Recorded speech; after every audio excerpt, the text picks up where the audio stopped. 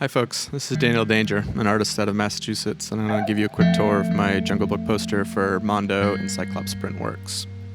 I was inspired to pitch this after seeing Jon Favreau's remake earlier this year.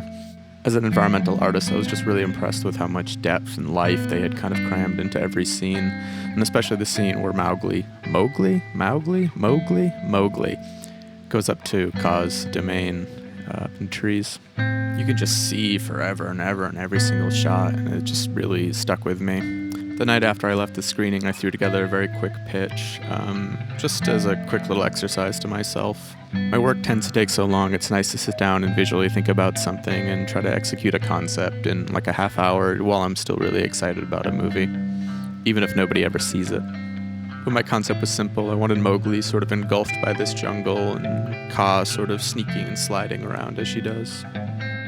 And here we go. So we start with French limeade paper as our base.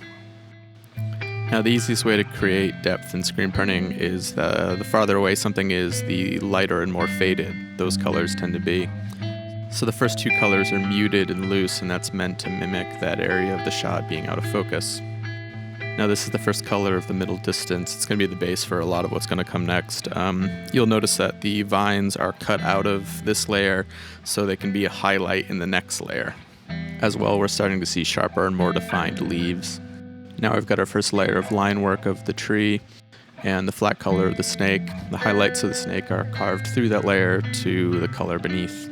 As well, more vines are cut out of the flat area of this layer to be highlights in the next. This is sort of a dirty shading layer, a lot of the grit and splatter and natural randomness, as well as the spots on Kaa.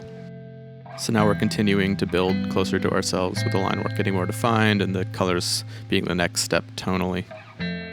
Now the foreground sort of seals in the scene. It's the darkest color and it's kind of creating the window that you're sort of viewing the scene through. You'll see more of that kind of dirty splatter shading built into this layer as well. Also, this is a layer where he gets hair and pants.